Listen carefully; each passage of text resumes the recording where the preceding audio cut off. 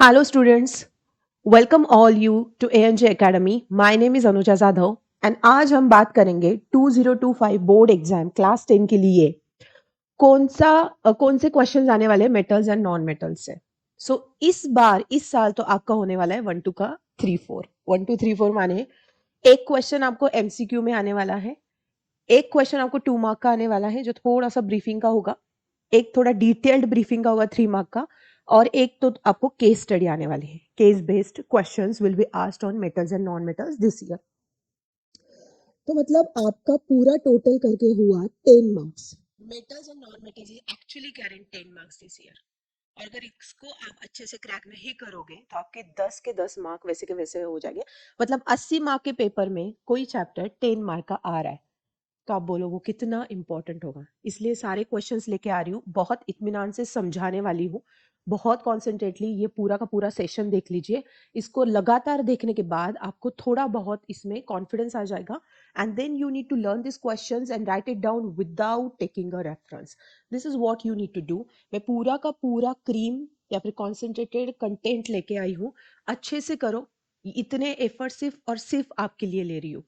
So just get started with the 2024. थोड़ा सा comfort corner के बाहर जाएंगे. This time I am introducing 2018 and 2019 questions as well because chapter मुझे थोड़ा इंपॉर्टेंट लगा, तो मुझे ऐसे लगा कि थोड़े पुराने क्वेश्चंस भी लेने चाहिए, क्या पता उसमें से भी एक आध दो क्वेश्चन आ जाए. ठीक है, ओके जी. तो मूड फ्रेश कर लो अपना. Let's get started with the MCQ. A metal and a non-metal that exist in liquid state at room temperature are respectively. तो यहाँ पे सबसे पहले we will be getting clear. Chart समझ लेते हैं. ये चार्ट आपको थोड़ा दिखेगा नहीं बट मैं आपको लिख के दूंगी, आप टेंशन मत लो. तो this chart is actually for what purpose कि मेटल एंड नॉन मेटल में एक काइंड ऑफ सर्टेन प्रॉपर्टीज होती है जो उनको डिफाइन करते हैं, राइट. बट कोई कोई मेटल्स ऐसे होते हैं जिनको नॉन मेटल्स की प्रॉपर्टी होती है, कोई कोई नॉन मेटल्स ऐसे होते हैं जिनको मेटल्स की प्रॉपर्टी होती है.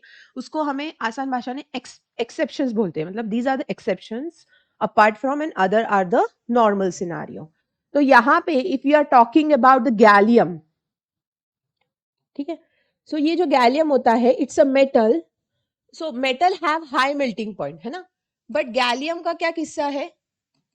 Gallium is having low melting point. ठीक है,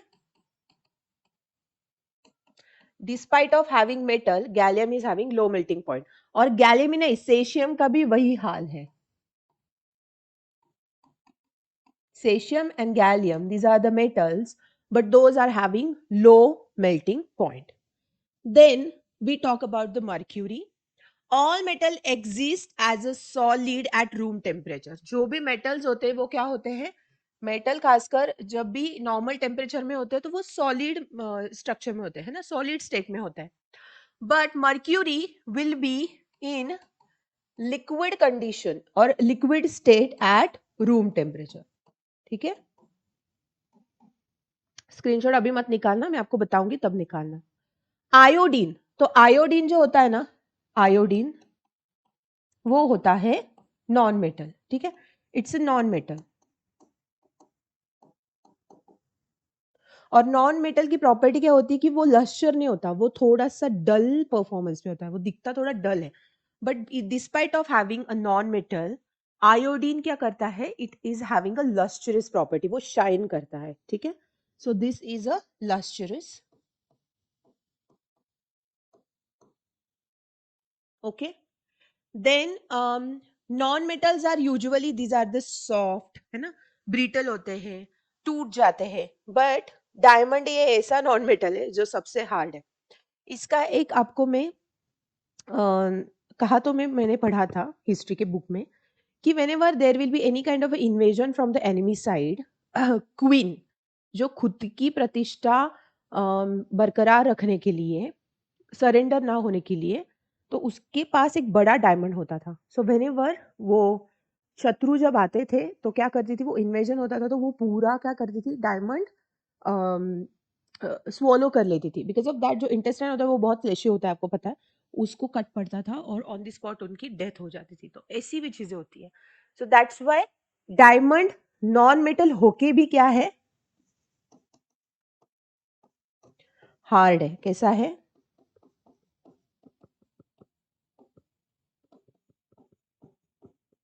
हार्ड है, ठीक है। उसका जो बॉइलिंग पॉइंट है एंड मेल्टिंग पॉइंट है वो भी कैसा है? High melting point and boiling point, ठीक है। उसके बाद ग्राफाइट। ग्राफाइट एक नॉन मेटल है, ठीक है। Graphite is a non metal, और नॉन मेटल्स का प्रॉपर्टी क्या होता है कि वो कैसे होते हैं? बैड कंडक्टर्स होते हैं, है ना।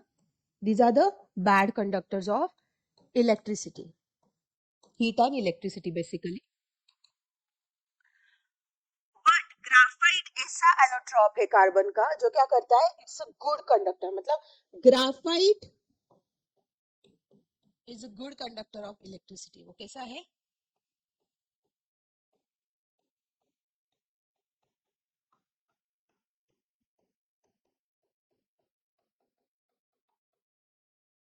ठीक है।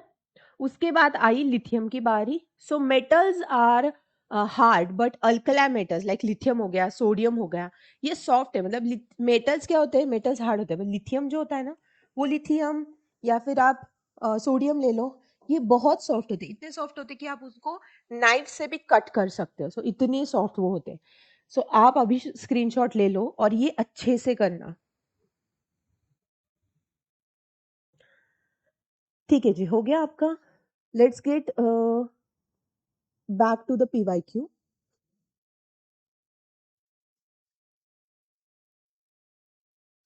So, a metal and a non-metal that exists in liquid state at room temperature are, तो एक मेटल और एक नॉन मेटल। तो नॉन मेटल में मर्क्यूरी तो मेटल हो गया, राइट। सो मेटल में वो एक्सेप्शन है, हमने देखा अभी। So mercury is a kind of a thing जो मेटल है और वो क्या करती है? रूम टेम्परेचर पे लिक्विड स्टेट में रहती है। Bromine is a non metal that is also liquid at room temperature. So the right option is mercury and bromine. This is the first option. Bromine ये ऐसा नॉन मेटल है जो क्या करता है? लिक्विड स्टेट में रहता है एट रूम टेम्परेचर। और मर्क्यूरी एक ऐसा मेटल है जो लिक्विड स्टेट में रहता है एट नॉर्मल टेम्परेचर या फिर room temperature. Okay. Oxides of aluminium and zinc are oxides, मतलब क्या? Oxides of aluminium and zinc can react with both acids and bases.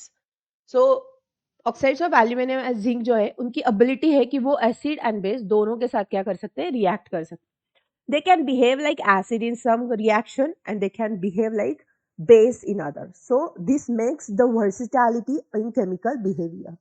तो जब कोई भी substance acid as well as base के साथ रिएक्ट करता है तो उसे बोला जाता है एम्फोटेरिक। उसे क्या बोला जाता है? Amphoteric in nature, right. So this is what the thing is. यहाँ पे उन्होंने बोला है कि oxides of aluminium and zinc are, so वो अगर acid as well as base के साथ रिएक्ट कर रहे होंगे तो those are amphoteric. Option C is right. Okay, समझ में आया? एल्यूमिनियम एंड जिंक हमेशा याद रखना, एल्यूमिनियम एंड जिंक ये दोनों भी एम्फोटेरिक इन नेचर है, ठीक है। The metal which are found in both free state as well as combined states are, तो ऐसे कौन से मेटल्स है जो फ्री स्टेट में भी पाए जाते हैं और कंबाइंड स्टेट में भी पाए जाते हैं? तो ऐसे प्योर होने चाहिए, अनकंबाइंड फॉर्म होना चाहिए जब वो फ्री होंगे तब, और उनका जो कंबाइंड स्टेट में उस टाइम पे वो प्योर मेटल में दिखने चाहिए, ठीक है। तो ऐसे कौन से होंगे? तो सबसे प्योर तो होगा gold and silver, but gold free state में अवेलेबल नहीं हो सकता। कॉपर फ्री स्टेट में अवेलेबल होता है और गोल्ड के बाद सिल्वर आता है, तो वो भी फ्री स्टेट में अवेलेबल होता है। So the option is C. What is option? Option C is correct option. Okay, got it. Copper and silver. उसके बाद देखते हैं fourth question. The metal X is used in the thermite process. Thermite process में क्या होता है? So temperature increase या decrease किया जाता है, ठीक है। When X is heated with oxygen, it gives the oxide Y. Okay. Which is amphoteric in nature? X and Y respectively. Whenever there will be a question of amphoteric in nature, aluminium और zinc को पकड़ के रखना। यहाँ पे aluminium कहाँ पे दिख रहा है? किस ऑप्शन में दिख रहा है आपको? B is the option.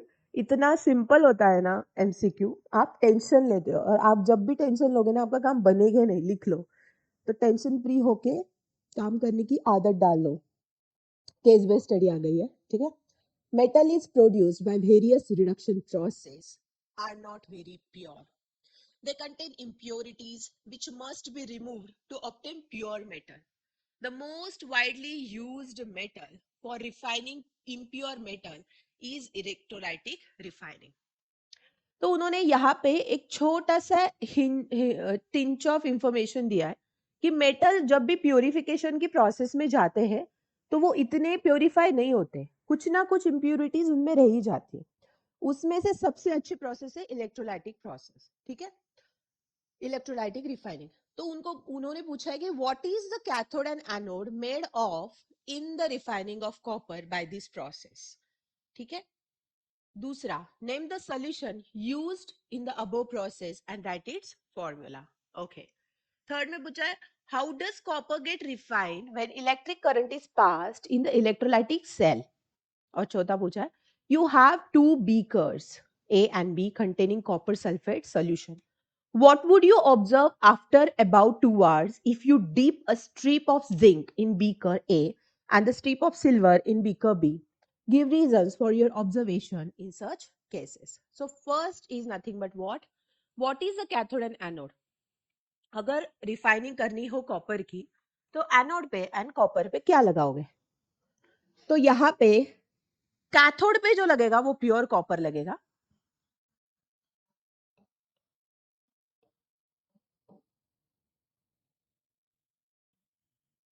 Beaker आ गया आपका, सॉल्यूशन आ गया, सॉरी ये बहुत गंदी डायग्राम निकाली मैंने, और यहाँ पे आपका क्या आएगा, पावर सप्लाई आएगा। नाउ उन्होंने पूछा है कि यहाँ पे और यहाँ पे आप क्या लगाओगे। सो कैथोड पे जाएगा प्योर कॉपर और एनोड पे क्या जाएगा, इम्प्योर कॉपर, बिकॉज कॉपर को हमें क्या करना है। सो बेसिकली क्या होता है ना, एनोड पे जब आप इम्प्योर कॉपर लगाते हो उसका एक एक लेयर क्या हो जाता है, इलेक्ट्रोलाइटिक प्रोसीजर में लाइसिस में जाता है, ठीक है। It will remove one one layer, उसमें जो इम्प्योरिटी होगी वो इलेक्ट्रोलाइटिक सॉल्यूशन में नीचे एज अ स्लज या फिर एज अ वेस्ट मटेरियल वो नीचे डिपॉजिट होगी, और उसके जो प्योर कॉपर मेटल्स होंगे ना वो क्या होंगे, कैथोड को अट्रैक्ट होके कैथोड पे एक पूरा अच्छा वाला कॉपर का लेयर बनेगा। This is how the process is. तो दैट्स व्हाई एनोड पे हमेशा इम्प्योर और कैथोड पे प्योर कॉपर लगेगा। उसके बाद when the solution used in the above process, solution तो क्या ले लेंगे हम, एसिडिफाइड कॉपर सल्फेट सॉल्यूशन। कौन सा लेंगे, acidified copper sulphate, CuSO4 solution लेंगे यहाँ पे कॉपर को रिफाइन करने के लिए। How does copper get refined when electric current is passed in the electrolytic solution. तो क्या होगा, एनोड पे ना जब Cu है तो Cu क्या करेगा, Cu plus plus and 2 electrons electrolytic solution में चढ़ाएगा, ठीक है। ये सारा कहाँ पे आएगा, कैथोड पे इंपोज होगा और आपको प्योर कॉपर मिलेगा। आई बात समझ में।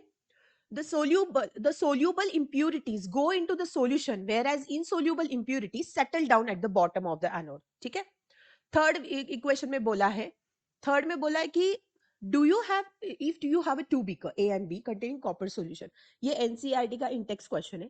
what would you observe after 2 hours if you are dipping a strip of a zinc in beaker A and a strip of silver in B। तो जिंक अगर आप डिप करोगे तो आपको क्या मिलेगा, जिंक ना कॉपर से रिएक्टिव होता है, हमेशा याद रखना। जिंक जो होता है वो ज्यादा रिएक्शन करता है कॉपर से, जिंक जो होता है वो क्या करता है, ज्यादा रिएक्टिव होता है कॉपर से, ठीक है, Cu के साथ। सो जब भी कभी कॉपर और जिंक की बात आती है ना तो जिंक के कॉपर के साथ जो कोई भी अटैच हो, CuSO4 हो या फिर Cl3 हो, कुछ भी हो, वो जिंक लेके चला जाता है बिकॉज जिंक ज्यादा रिएक्टिव है। समझ में आया, तो वो सारा लेके चला जाता है, कॉपर अकेला रह जाता है। सो दैट्स व्हाई यहाँ पे अगर blue colour of the solution fades and it becomes colourless, beaker A में क्या होगा, बिकर ए में एक्चुअली क्या किया है, जिंक डाला है, तो zinc is more reactive than copper and that's why blue colour का सॉल्यूशन क्या होगा, फेड हो जाएगा और वो कलरलेस हो जाएगा। बी में कुछ भी चेंज नहीं होगा because silver is less reactive than copper, और दैट्स वाई बिकर बी में सिल्वर की स्ट्रिप डालने के बाद कुछ भी रिएक्शन नहीं होने वाला है। समझ में आया? This is how the question is. Assertion reason का क्वेश्चन देखते हैं, वो भी आ सकता है 1 मार्क के लिए। असर्शन क्या है? Different metals have different reactivities with water and dilute acid. अच्छा, extraction of metal from its ore depend on its position in the reactivity series. Okay, अभी ये मेटल का जो बोल रहे हैं ना कि different metal have different reactivity, that is true, ये राइट है, बट ये इसका करेक्ट एक्सप्लेनेशन बिल्कुल भी नहीं है भाई, बिकॉज ये दोनों अलग अलग है। एक्सट्रैक्शन का और रिएक्टिविटी का कुछ लेना देना नहीं है। सो both A and R is मतलब assertion reason is true, but assertion का correct explanation दिया नहीं है reason में, ठीक है? So the option B is right. Okay. State reasons for the following. Zinc oxide is an amphoteric oxide because it reacts with acid as well as base to produce salt and water. So that's why it is more it is an amphoteric oxide. ठीक है? Okay, सो यहाँ पे state the reason दिया है तो we will include one reaction as well. यहाँ पे हमने क्या किया, जिंक ऑक्साइड को 2 हाइड्रोक्लोरिक एसिड के साथ कंबाइन किया। What will get, we will get ZnCl2। अपने को क्या मिलेगा, ZnCl2, जो क्या होगा, सॉल्ट होगा और वाटर। ठीक है, so zinc chloride and water हमें मिल जाएगा। ठीक है, उसके बाद जब जिंक ऑक्साइड स्ट्रॉन्ग बेस के साथ रिएक्ट करेगा तो वो क्या बनाएगा, वो सॉल्ट बनाएगा, सिर्फ सॉल्ट बनाएगा, वो वाटर नहीं बनाएगा। सो जब ZnO मतलब जिंक ऑक्साइड सोडियम हाइड्रोक्साइड के साथ रिएक्ट करेगा और वाटर भी हम यूज करेंगे तो we will be having Na2ZnOH4। This is a zincate, इसको क्या बोला जाता है, जिंकेट। तो ये फॉर्म होगा। ठीक है, Na2ZnOH4, ये दोनों रिएक्शन रट लेना, इंपॉर्टेंट है। Sodium metal is stored in a bottle filled with kerosene oil. तो अगर सोडियम मेटल बहुत ज्यादा रिएक्ट करता है rigorously with air and catches fire, ठीक है, does not allow sodium to come in a contact with air because it catches fire. That's why उसको हमेशा ढक के या फिर बहुत संभाल के रखना पड़ता है। तो सोडियम बहुत रिगरसली रिएक्ट करता है एयर के साथ, तो we can not kept it open. Then third is, in a reaction of nitric acid with metals, generally hydrogen gas is not evolved. तो नाइट्रिक एसिड के साथ जब मेटल की रिएक्शन होती है तो हाइड्रोजन एसिड इवॉल्व नहीं होता। क्यों नहीं होता? नाइट्रिक एसिड एक स्ट्रॉन्ग ऑक्सीडाइजिंग एजेंट है।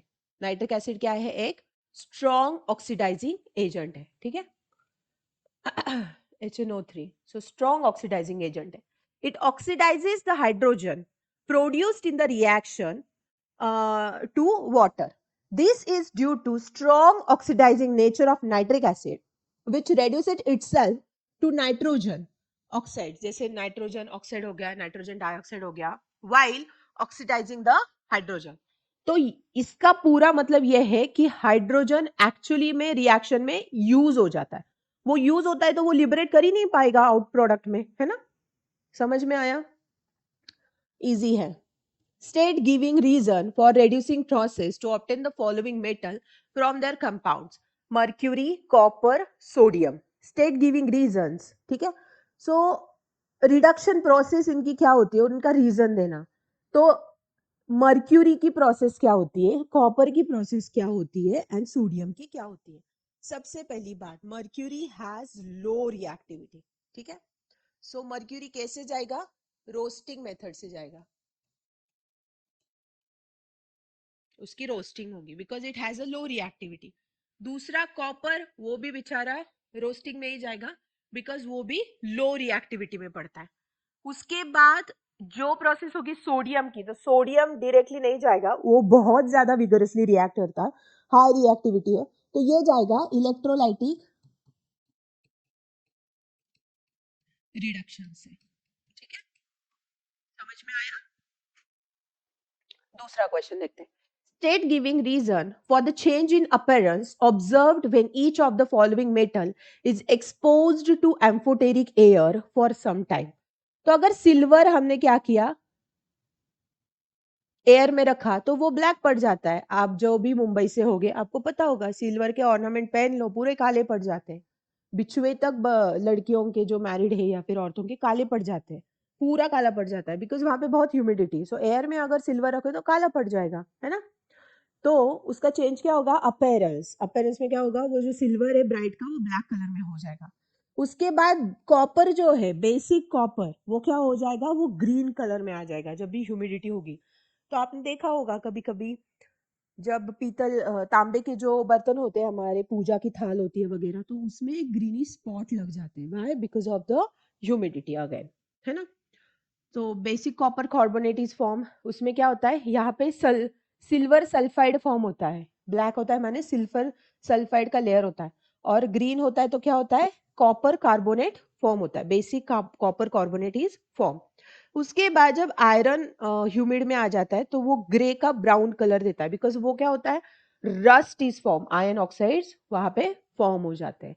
ये बहुत सिंपल क्वेश्चन था, और ऐसे ही क्वेश्चन आपको आने वाले हैं, और ऐसे आपको इजीली 10 मार्क्स मिलने वाले। सिर्फ ना मेहनत करने की तैयारी रखना, बाकी का सब कुछ ऊपर वाला संभाल लेता है। ऊपर वाला हमेशा आपके इंट्यूशन पावर और आपकी मेहनत देखता है। आपने अगर जी तोड़ के मेहनत की ना, तो यूनिवर्स भी आपको देने में कंजूसी नहीं करता है, भर भर के आपको देता है। इसलिए मेहनत करना सीखो, जितना चाहे उतना मेहनत करो, बहुत लगन से मेहनत करो। खुद को एक कमरे में पूरा क्लोज कर लो 30 डेज के लिए कि नहीं मुझे अभी पढ़ना है। No friends, no distractions like mobiles, reels या कुछ हो। आपको इलेक्ट्रॉनिक गैजेट का यूज करना है, बट अच्छे तरीके के लिए। ठीक है, अच्छी अच्छी बातें, मोटिवेशनल स्पीचेस सुनने के लिए, आपके स्टडी मटेरियल को सुनने के लिए आपको मोबाइल का यूज करना है। बाकी जो भी चीज है आप थोड़ा साइड में रख दो, बिकॉज ये टाइम ना फिर से आता नहीं है, और चाहे जो मर्जी आप जितने भी पैसे दे दो, जो टाइम गुजरता है ना वो कभी नहीं आता है। इसलिए टाइम का हमेशा बहुत संभाल के यूटिलाइजेशन करना चाहिए। बढ़ते हैं 9th क्वेश्चन की तरफ। Name the ore of mercury and state the form in which it is found in nature. Write the chemical equation along with the condition required for the reaction involved in the extraction of mercury from its ore. So the kind of a system is called as a Kinabar. Kinabar is a process. इसमें क्या होता है, sulphide ओर जो होता है, sulphide over से हम क्या करते हैं, मर्क्यूरी का एक्सट्रैक्शन करते हैं। ठीक है, so 2HgS plus O3, no not O3, it is O2। So यहाँ पे क्या होगा, 2HgS plus 3O2 gives you 2HgO plus 2SO2। यहाँ पे सल्फर क्या कर दिया हमने, हटा दिया। इसके साथ सल्फर था ना, वो सल्फर इस प्रोसेस में हट गया। ठीक है, उसके बाद हम क्या करेंगे, इसको हीट करेंगे। ये जो 2HgO होगा ना, इसको हीट करेंगे। जब इसको हीट करेंगे अपने आप क्या होगा, O इवोपरेट हो जाएगा and you will get the pure form of a mercury. तो ऐसी ये जो किनाबा है, इसकी प्रोसेस से सल्फाइड ओर में से क्या करते हैं हम, मर्क्यूरी बाहर निकालते हैं। Some metals react with acid to produce salt and hydrogen gas. Illustrate it with an example. How will you test the presence of this gas? Okay, so मैंने आपको बोला है जिंक इतना खतरनाक वर्क करता है ना, जिंक जैसा रिएक्टिव कोई नहीं है वो, मतलब कॉपर को भी पीछे छोड़ देता है। So when zinc is actually reacting with H2SO4, तो क्या होगा, तो ZnSO4 होगा, बिकॉज ये पूरा का पूरा लेके चला जाएगा और हाइड्रोजन लिबरेट हो जाएगा। ठीक है, so this is what the process is. Hydrogen burns with a pop sound when a burning matchstick is brought near to it. और हाइड्रोजन क्या करता है, बर्न होता है इन अ पॉप साउंड। ठीक है, चलो question number 11 assertion and reason का क्वेश्चन है। These questions are consist of two statements. Assertion and reason. Answer this question selecting the appropriate option given below. Assertion सुनते हैं. A piece of zinc metal gets reddish brown coating when kept in copper sulfate solution for some time. Copper is more reactive than zinc. ठीक है. So zinc metal और यहाँ पे copper का क्या किया है बोला है उन्होंने. ठीक है. So copper is copper is more reactive metal than zinc. देखो क्या मतलब, इतना बड़ा झूठा स्टेटमेंट कौन दे सकता है. Zinc is a lot and lot more reactive than copper. तीन क्वेश्चन किए हमने 2024 में ही. फिर से वही आया, मतलब पहला तो राइट है, दूसरा दूसरा भैया पूरा का पूरा फॉल्स है. अभी पहले पे कॉन्सेंट्रेट करते हैं. पहला क्या है. A piece of zinc metal gets reddish brown coating when kept in copper sulfate solution. Yes, ये हो जाता है. ये एनसीईआरटी में भी है हमारे कि ऐसी चीज होती है. So yes, A is true but R is false. Option C is right. ठीक है. इसका explanation एक बारी पढ़ लेते हैं. A piece of zinc metal gets a reddish brown coating when kept in copper sulfate solution for some time.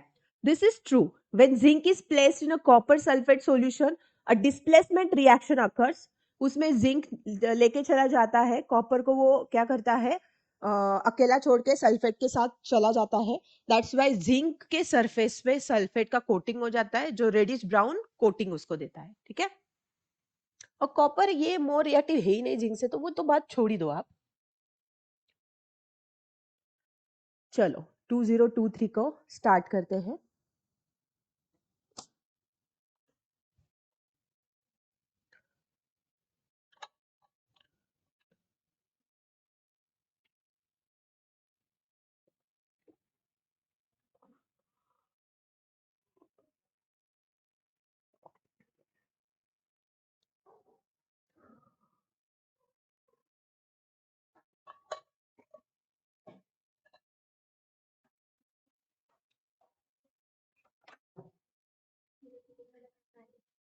Hiral दीदी याद नहीं है, भरती है.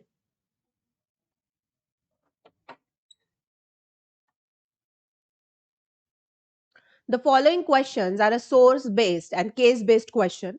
Read the case carefully and answer the question that follow. The melting point and boiling point of some ionic compounds which is given. NaCl, MpBp is given, then lithium is given, calcium chloride is given, calcium oxide is given, magnesium chloride is given. Okay? These compounds are termed ionic because they are formed by the transfer of electron from metal to non-metal. The electron transfer in such a compound is controlled by the electronic configuration of the element involved. Every element tend to attain completely filled valence shell of its nearest noble gas or a stable octet. We need to show the electron transfer in the formation of magnesium chloride. List two properties of ionic compound other than their high melting and boiling point. While forming an ionic compound, say sodium chloride has does the sodium atom attain its stable configuration. तो first question, एक तो देखो यहाँ पे क्या दिया है, ionic compounds के melting and boiling point in kelvin दिए गए. ठीक है.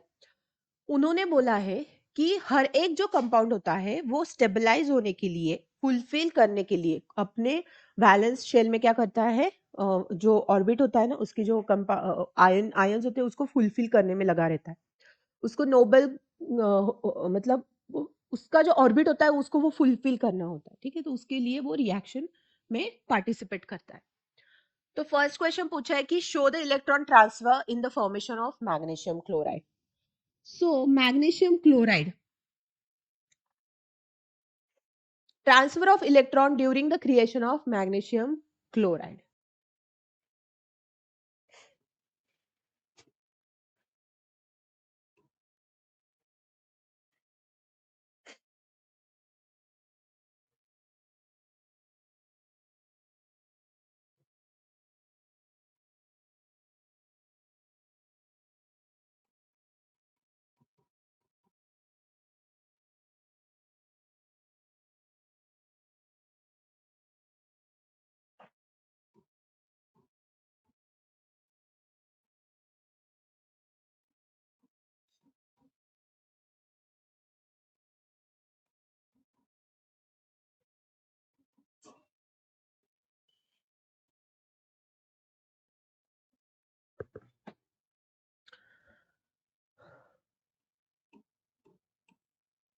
Transfer of electron during creation of magnesium chloride होता कैसे है, Mg2 plus plus 2Cl minus. सो यहाँ पे MgCl2 मैग्नीशियम क्लोराइड बनता है. वो बनता कैसे है, because magnesium donates 2 electron to the chlorine and then it will be form. So ये आ गया आपका इलेक्ट्रॉन, ट्रांसफर ऑफ इलेक्ट्रॉन कैसे. सो मैग्नीशियम क्या कर रहा है, 2 इलेक्ट्रॉन देके कैल्शियम को सेटिस्फाई कर रहा है. ठीक है, देन ओके इसका स्क्रीनशॉट ले लो आप, this is important.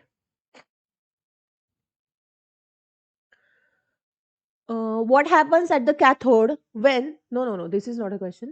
List two properties of ionic compound other than their higher boiling point and melting point. So two properties of ionic compound. First is solubility. Electrovalent compounds are generally soluble in water and insoluble in solvent, है ना. So electrovalent मतलब electron की valency की चाह रखने वाले electrovalent compounds. ये कैसे होते हैं, generally these are soluble in water and insoluble in solvent. कौन से solvent, such as kerosene, petrol हो गया तो उसमें वो मिक्स नहीं होते, सोल्यूबल नहीं होते. Conduction of electricity. The conduction of electricity through a solution involves the movement of charged particles. A solution of an ionic compound in water contains ion which moves to the opposite electrode when electricity is passed through the solution. Ionic compound in the solid state do not conduct electricity because movement of ions in the solid is not possible due to their rigid structure. उनका structure इतना stubborn होता है, इतना strong होता है कि उनका movement नहीं हो सकता. But ionic compounds conduct electricity in molten state. Ionic compound जो होते हैं ना, वो इलेक्ट्रिसिटी कंडक्ट करते हैं, बट जब वो मोल्टन स्टेट में होते हैं तब. This is possible in the molten state since the electrostatic force of attraction between the oppositely charge ion are overcome due to the heat. तो क्या होता है, हीट की वजह से ये जो आयन चार्जेस होते हैं ना, ये क्या हो जाता है, अपोजिटली अट्रैक्ट हो जाते हैं. इलेक्ट्रोस्टैटिक फोर्स ऑफ अट्रैक्शन दोनों में बढ़ जाता है. That's why ion moves freely and they conducts electricity. Okay, ये पूरा आपको रट्टा ही मारना पड़ेगा, इसका कुछ ऑप्शन नहीं है हमारे पास. Third question, what does at cathode when, third है sorry, while forming an ionic compound say sodium chloride, how does sodium atom attain its stable configuration. okay, तो सोडियम कैसे स्टेबल कॉन्फ़िगरेशन अपना बनाता है देखते हैं. Sodium atom has one electron in its outer most shell. तो sodium atom में क्या होता है, वन इलेक्ट्रॉन होता है in its outer most shell. If it loses the electron, forms its M shell, then its L shell now becomes the outermost shell and has a stable octet. The nucleus of this atom still has 11 proton, but the number of electron has become 10. So there is a net positive charge giving us a sodium cation Na plus. ठीक है. On the other hand, chlorine has 7 electron in its outermost shell. Chlorine में कितने होते हैं, 7 electron. It requires one more electron to complete its octet. So if sodium and chlorine were to react, the electron lost by sodium could be taken up by the chlorine. After gaining an electron, the chlorine atom gets a unit negative charge because its nucleus has 17 proton and there are 18 electron in its K, L and M shell, which gives us the chlorine anion. ठीक है. Chlorine की बात की जाए तो chlorine के outer most orbit में क्या होता है, when we are talking about the sodium, sodium का इलेक्ट्रॉनिक कॉन्फ़िगरेशन है 281, मतलब आउटर मोस्ट ऑर्बिट में क्या होता है, 1 इलेक्ट्रॉन होता है. ठीक है. अभी फिर क्या हो गया, यहाँ पे वो 28 ही समझा जाएगा बिकॉज 1 ही इलेक्ट्रॉन है. यहाँ पे क्या हो गया, क्लोरीन का जो आउटर मोस्ट ऑर्बिट है उसमें होता है 287, है ना. तो अभी देखो, इसका 1 इलेक्ट्रॉन अगर इसको दिया जाए तो पूरा ऑक्टेट इसका बैलेंस्ड हो जाएगा ना. The same thing is happen. यहाँ पे क्लोरीन क्या कर रहा है, 288 कर रहा है बिकॉज सोडियम उसको क्या कर रहा है, 1 इलेक्ट्रॉन दे रहा है. तो अब इसकी क्या करेंगे, डायग्राम निकालेंगे. Na क्या कर रहा है, एक दे रहा है, 1 2 3 4 5 6 7 और एक देके ये पूरा क्या हो गया, स्टेबल हो गया. This is how NaCl stabilizes as a noble, वो it actually gains a noble configuration. ठीक है. उसके बाद चले जाते हैं बी पॉइंट पे. Give reason why do ionic compound in the solid state not conduct electricity. तो आयनिक कंपाउंड सॉलिड स्टेट में इलेक्ट्रिसिटी क्यों कंडक्ट नहीं करते, वो देखते हैं वो क्यों नहीं करते, ठीक है। The conduction of electricity through a solution involves the movement of charged particle. जब भी कभी भी इलेक्ट्रिसिटी का कंडक्शन होता है किसी सॉल्यूशन में तो क्या होता है, चार्ज पार्टिकल का मूवमेंट होता है, मतलब मूवमेंट होना। चार्ज पार्टिकल क्या होते हैं, यहाँ वहां मूव होते हैं। A solution of an ionic compound in a water contains ions which move to the opposite electrode when electricity is passed through the solution. और जो भी सॉल्यूशन होता है आयनिक कंपाउंड का वाटर में, water contains ions which move the opposite electron when electricity is pass through the solution, ठीक है। Ionic compound in a solid state do not conduct electricity because the movement of ions in the solid is not possible due to their rigid structure. But ionic compound conduct electricity in molten state because molten state में उनका जो force of attraction होता है oppositely charged particle का, वो क्या करता है, charge ions are overcome due to heat and thus ion moves freely in conduct electricity. ये हो चुका है, फिर से आपको बताया because ये थोड़ा सा critical है समझने में। Second question. What happens at the cathode when electricity is passed through the aqueous solution of the sodium chloride? क्या होगा, cathode ले लेगा पूरे pure metal के electrons. When electricity is passed through the solution of sodium chloride in water, hydrogen gas is released twice as much as oxygen gas is released at anode. तो hydrogen gas क्या होगा, दो बारी cathode में से liberate होगा and anode में से एक बारी ऑक्सीजन गैस लिबरेट होगा, ठीक है। चलो, the next question. The following question are source based and case based.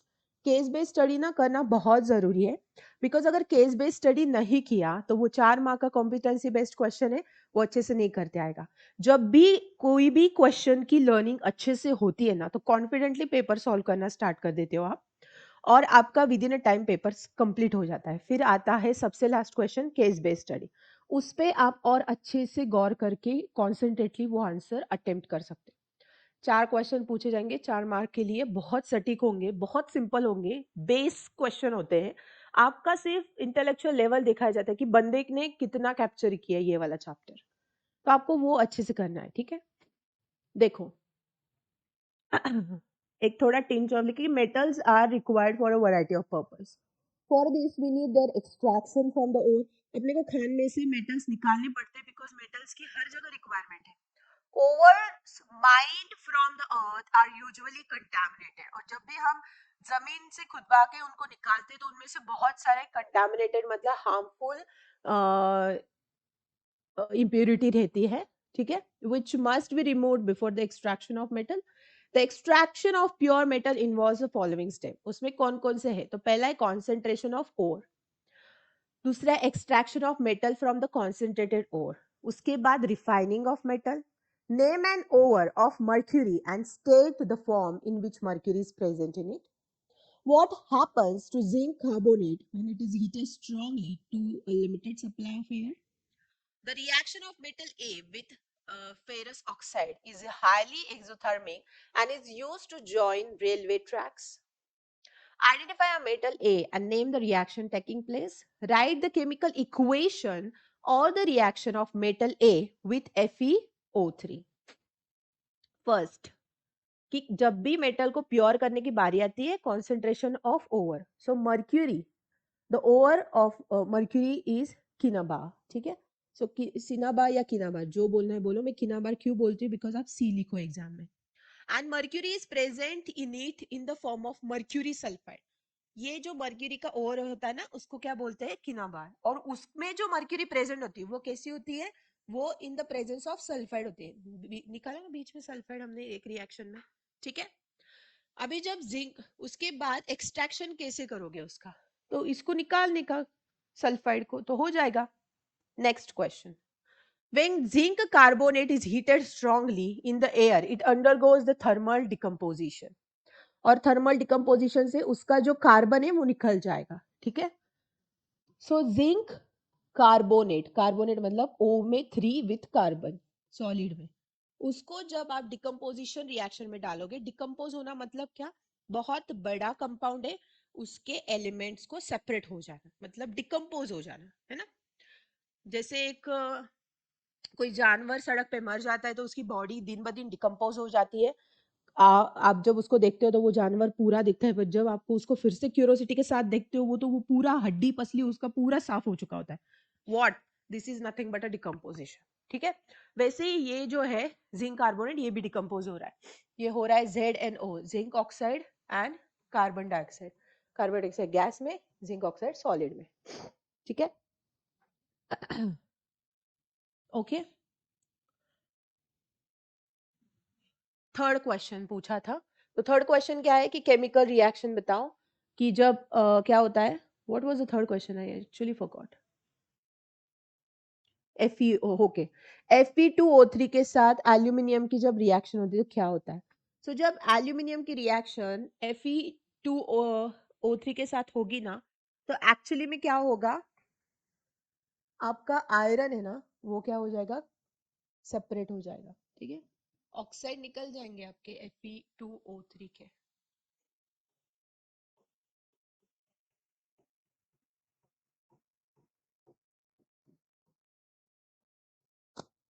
ठीक है। This is how the reaction will occur. This reaction is actually exothermic, मतलब हीट बाहर निकलती इस रिएक्शन से, and is used in various industrial application including joining railway tracks due to its high heat generation and the ability to melt and fuse the metal. उसमें इतना ज्यादा heat का generation होता है, इतनी ज्यादा एक्सोथर्मिक रिएक्शन है कि लिटरली ये क्या कर देता है, अच्छे वाले मेटल्स भी फ्यूज करके उसको मेल्ट करके वो ज्वाइन कर देता है। इसलिए रेलवे ट्रैक्स को ज्वाइन करने के लिए दिस रिएक्शन इज यूजफुल, ठीक है। Next question, a metal X is used in thermite process, X is burnt, B is the option. Same कैसे, क्या मतलब, एक ही एमसीक्यू बार बार रिपीट हो रहा है, यही है, फिर से रिपीट हो जाने दो प्लीज हमारे बच्चों के लिए, खुश हो जाएंगे बच्चे। Almost all metal combine with oxygen to form metal oxide. Metal oxides are generally basic in nature, but some metal oxides show both basic as well as acidic behavior. Different metals show different reactivities towards oxygen. Some react rigorously while some do not react at all. तो क्या होता है जब क्या होता है, copper react करता है, जब कॉपर एयर में हीट अप किया जाता है तो क्या होता है। तो जब कॉपर हीट में ऑक्सीजन के साथ रिएक्ट करेगा तो क्या होगा, कॉपर ऑक्साइड बनेगा, क्या बनेगा, कॉपर ऑक्साइड, ओके। दूसरा question, why are some metal oxide categorised as amphoteric, because वो एसिड एंड बेस दोनों के साथ रिएक्ट करते हैं, है ना। तो वो दोनों के साथ रिएक्ट करते हैं to create salt and water, that's why these are includes. ये लिख लो भाई कि Al and Zn, लीड भी लिख लो उसमें क्या है ना। Why are some metal oxide categorized? Okay, complete the following reaction. ठीक है।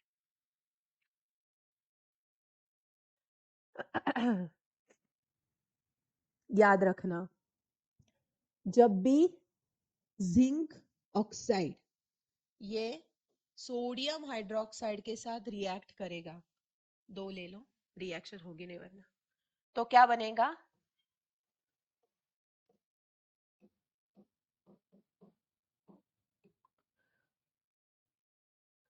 so you will get this kind of a reaction, ठीक है। this is nothing but sodium zincate, okay।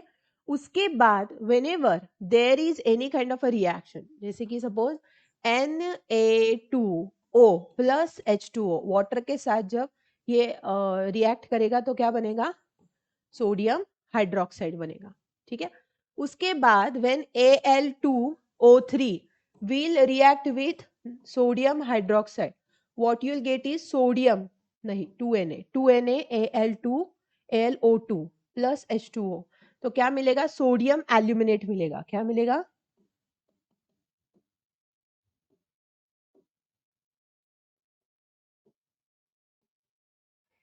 sodium aluminate, okay, got it, okay।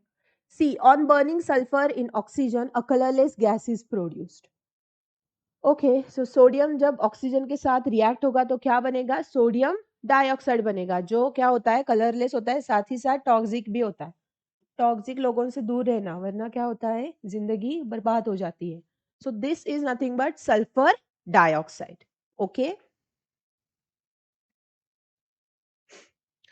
State the nature of the gas. तो ये जो gas होगा वो कैसे होगा, that gas is the gas is nothing but the nature of the gas is acidic। ये gas कैसे होगा, एसिडिक होगा। और क्या पूछा है फोर्थ क्वेश्चन में, what will be the action of these in a dry litmus paper। तो इसका रिएक्शन क्या होगा ड्राई लिटमस पेपर पे, Ac2 gas has no effect on dry litmus paper because it shows acidic behavior only in the presence of water। तो ये acidic behaviour सब बस और बस किसके साथ दिखेगा, वाटर के साथ दिखाएगा। I hope 2023 is also clear. ये आपको बहुत हाई गाई में नहीं देखना है, बहुत अच्छे से दिखना है।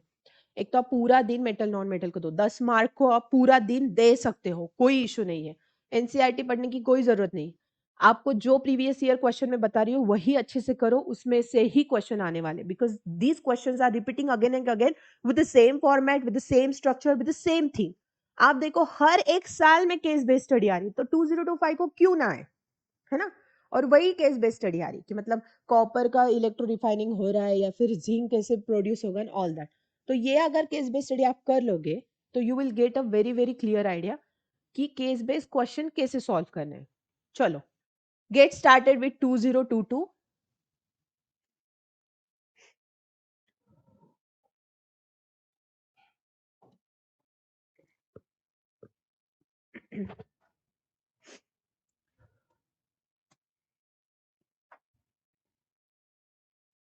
A clear solution of slacked lime is made by dissolving CaOH2 in an excess of water. This solution is left exposed to air। मिलाने के बाद क्या किया, वैसे ही हवा में डाल दिया। The solution slowly goes milky as a faint white precipitate form। Explain why a faint white precipitate forms and support your response with the help of a chemical equation। ठीक है, ठीक है। सो जब स्लैक्ड लाइम CaOH2 ये क्या करेंगे, air को expose करेंगे, तो क्या होगा, carbon dioxide from the atmosphere dissolve the solution and reacts with the dissolved calcium hydroxide. तो आप अगर स्लैक्ड लाइम ले रहे हो तो एयर का कार्बन डाइऑक्साइड उसमें मिक्स होके आपको मिलेगा CaCO3 which is your calcium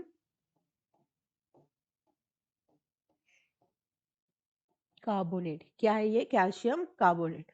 plus you will have H2O, water का लिबरेशन होगा। ठीक है, so this is nothing but a reaction which is insoluble and appears as a faint white precipitate, milky color देता है। So that's why milkiness arises from the formation of sodium solid calcium carbonate। Okay, next question। Kirti added dilute hydrochloric acid to 4 metal, है ना, and recorded her observation. तो जब copper के साथ हुआ तो गैस यस इवॉल्व हुआ, iron के साथ हुआ, मैग्नीशियम के साथ नहीं हुआ, जिंक के साथ हुआ। Select the correct observation and give chemical equation which is been evolve. तो क्या होता है यहाँ पे, कॉपर के साथ हाइड्रोक्लोरिक एसिड रिएक्ट करता है क्या,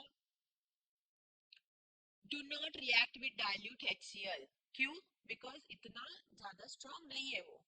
उसके बाद आयरन के साथ भी वो क्या करता है, हाइड्रोक्लोरिक एसिड रिएक्ट करता है। तो क्या होता है, आयरन के साथ जब रिएक्ट करता है तो ferrous plus 2HCl gives you ferrous chloride and hydrogen gas will be liberated. तो यस ये करता है लिबरेशन। देन मैग्नीशियम, मैग्नीशियम में क्या होता है, ये जो है ना ये सारे अबव अबव H है, मतलब हाइड्रोजन के अबव आते हैं, दैट्स व्हाई रिएक्टिविटी सीरीज में।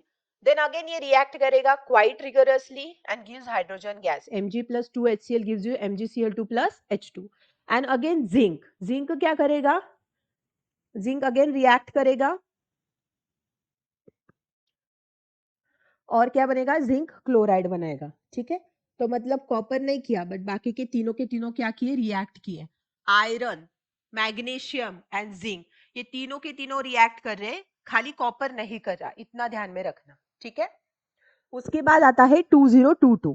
Why is potassium kept immersed in kerosene? Because potassium बहुत ज्यादा रिएगरसली रिएक्ट करता है एयर एंड वाटर के साथ, और फिर क्या होता है, ब्लास्ट होते हैं, इसलिए the reaction with air forms a layer of potassium oxide on the surface, while the reaction with water produces potassium hydroxide, है ना।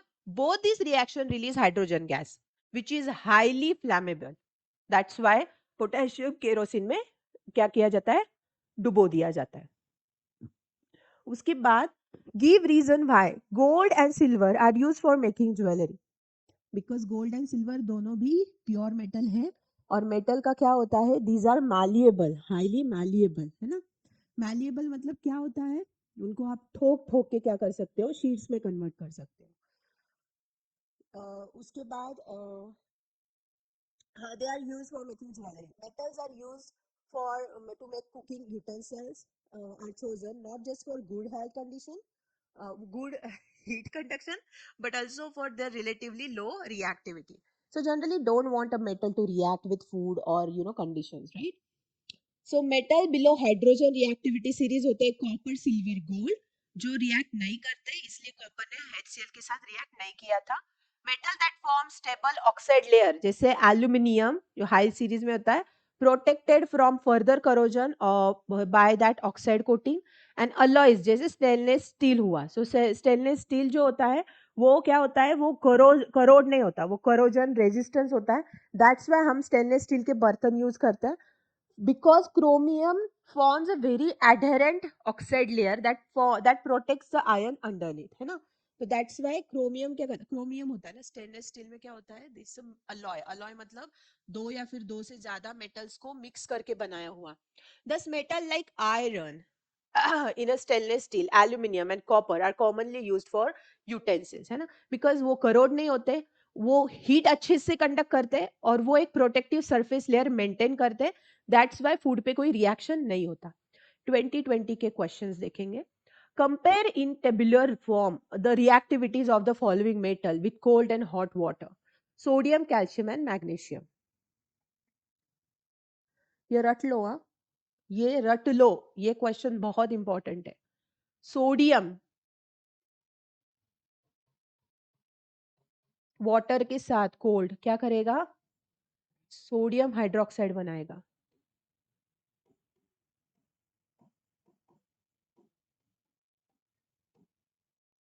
उसके बाद कैल्शियम वाटर के साथ क्या करेगा, कैल्शियम हाइड्रोक्साइड बनाएगा।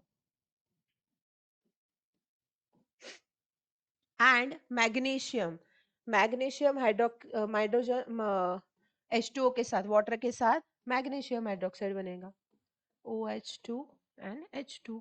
बहुत इजी रिएक्शन है, ध्यान में रखो। अक्वियस, सो ये यहाँ पे सॉलिड, यहाँ पे लिक्विड, यहाँ पे अक्वियस लिखना भूलना मत, ठीक है।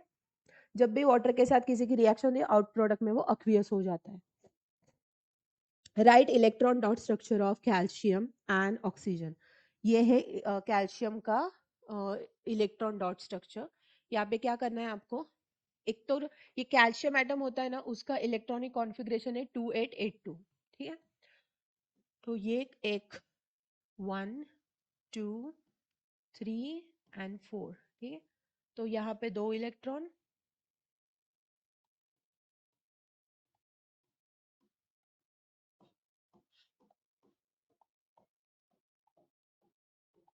और ये हो गया न्यूक्लियस, ठीक है। This is how the dot structure is, कि यहाँ पे दो, यहाँ पे 8, यहाँ पे 8 और यहाँ पे 2। This is a calcium atom, 2 8 8 2। Oxygen atom का क्या होगा, 2 एंड 6, है ना। तो outer 2 and then 6 and you are done with it, ठीक है। दूसरा, show the formation of calcium oxide with the transfer of electron. So ये हमने किया है पहले भी। CO2 CaO calcium oxide involves the transfer of electron. Calcium donate 2 electron to oxygen, और वो क्या बनाता है, कैल्शियम ऑक्साइड बनाता है, ठीक है। The ionic bond is form between these ion to create calcium oxide CaO. The ion present are Ca2 plus and O2 minus. 4 important characteristic क्या है कैल्शियम ऑक्साइड की? एक तो it is a white crystalline solid, high melting boiling point, ionic compound है और commonly use किया जाता है as a desiccant in the cement production.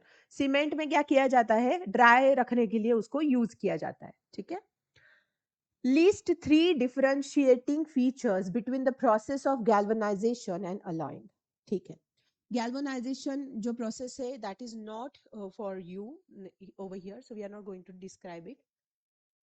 ये वाला देख लो, Al2 6HCl gives you 2AlCl3 complete, मतलब बैलेंस करना है आपको इक्वेशन को और लिखना है वो, ठीक है। सो K2O plus H2O gives you 2KOH। ये तीनों जो रिएक्शन है ये सिर्फ ओवरलुक करना, आई एम नॉट श्योर कि ये आएंगी, फिर भी ओवरलुक करके रखना बिकॉज वी नेवर नो कौन सा कब आ जाए, ठीक है। सो ये देख लेना कैसी है क्या है, कल ही सीखा ना बैलेंसिंग, तो उसमें ये आ जाएगा। ये हमने देख लिया था मैग्नीशियम क्लोराइड का, डायग्राम निकालना प्रॉपरली जरूरी नहीं है।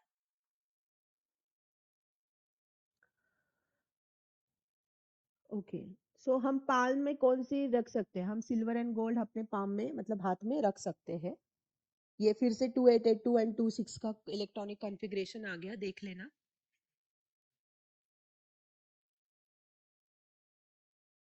ये क्वेश्चन भी हो चुका है, ये भी हो चुका है। बाप रे, ऑलमोस्ट सब किए कर दिया। Name the following metal that can cut by knife. Gallium, sodium, sorry sodium lustrous non metal, iodine देख लो। Then okay,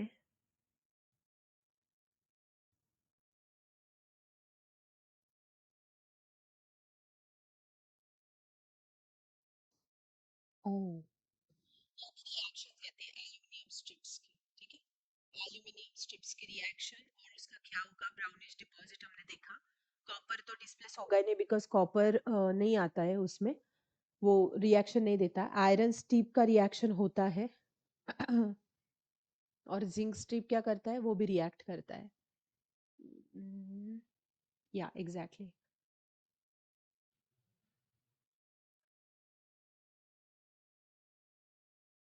A pale green solution of ferrous sulfate was taken for 4 separate test tube, ठीक है। उसमें piece of ZnCuAl के drop किए गए और उसका क्या फिर रिएक्शन होगा। तो देखो सबसे पहली बात, आपका जो फेरस सल्फेट है FeSO4, तो जिंक क्या कर लेता जाता है, ये वाला क्वेश्चन मैंने आपको एक्सप्लेन किया था, फिर भी एक्सप्लेन कर रही हूँ। देखो Zn जो होता है ना, वो FeSO4 के SO4 को लेके चला जाता है और वो ZnSO4 बनाता है, जिंक सल्फेट, एंड Fe क्या हो जाता है, दूर हो जाता है, ठीक है। So this is what the reaction is. FeSO4 solution fades because Fe2 plus ions are replaced by Zn2 plus। उसके बाद ion is deposited on zinc strip और उसकी वजह से उसको ब्राउन कलर आ जाता है ना। देन एल्यूमिनियम का क्या होता है, pale green colour, FeSO4 solution fades और आयन क्या हो जाता है, डिस्प्लेस हो जाते हैं। दैट्स व्हाई ब्राउन डिपॉजिट होता है एल्यूमिनियम स्ट्रिप पे, ठीक है।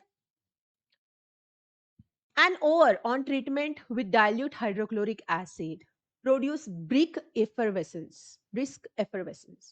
Name the type of ore with one example. What step will be required to obtain metal from the enriched ore? Also write the chemical equation for the reaction involved in the process. So जो ore होता है that produces brisk effervescence when treated, जब आप ये पीते हो ना carbonated drink, तो वो कैसे सुर आवाज करता है, वैसे ब्रिक वेफर ऊपर से नीचे क्या होते हैं, फ्यूम्स आते हैं थोड़े। इज अ कार्बोनेट ओवर, तो वो कार्बोनेट ओवर होता है। One example of carbonate ore is limestone CaCO3। Steps to obtain metal from one enriched ore, so calcination. The ore is heated strongly in the absence of air to convert it into metal oxide. So CaCO3 जो होता है, तो कैसे होता है, CaCO3 gives you CaO, क्या क्या देता है, calcium oxide and carbon dioxide निकल जाता है। दिस इज कैल्सिनेशन रिएक्शन, जहां पे कैल्शियम कार्बोनेट स्ट्रांगली हीटेड किया जाता है in the absence of air to convert it into metal oxide. तो ये मेटल ऑक्साइड को रिएक्ट करके मिल गया आपको मेटल ऑक्साइड। अभी यही मेटल ऑक्साइड को क्या करेंगे, फिर से रिडक्शन प्रोसेस में डालेंगे. The metal oxide is then reduced using a suitable reducing agent such as carbon or hydrogen to obtain the metal. So that's why calcium oxide with calcium gives you, यहाँ पे आपको पूरा का पूरा क्या मिल गया, कैल्शियम मिल गया, and then you will get a carbon monoxide as a out product. ठीक है.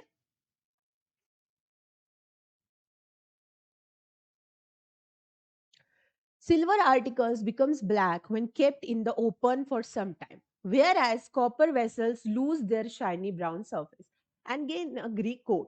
तो क्या होता है भाई वो बोलो. So substance which is present in the air acts with the silver, reacts it and hydrogen sulfide form हो जाता है, which is a sulfur compound, और वो black layer बनाता है. ठीक है, Ag2S. उसके बाद कॉपर की बारी आती है. तो कॉपर जब कार्बन डाइऑक्साइड के साथ एंड ऑक्सीजन के साथ रिएक्ट करता है तो कॉपर कार्बोनेट और कॉपर हाइड्रोक्साइड बनाता है which has a green layer. ठीक है, ये वाला क्वेश्चन करना इंपॉर्टेंट है. अच्छा, ये वाला क्वेश्चन हो चुका है हमारा. We have seen. Okay. So this is how we done with almost all the question till the 2019. ये वाला वीडियो आपको कम से कम दिन में 5 बार देखना है.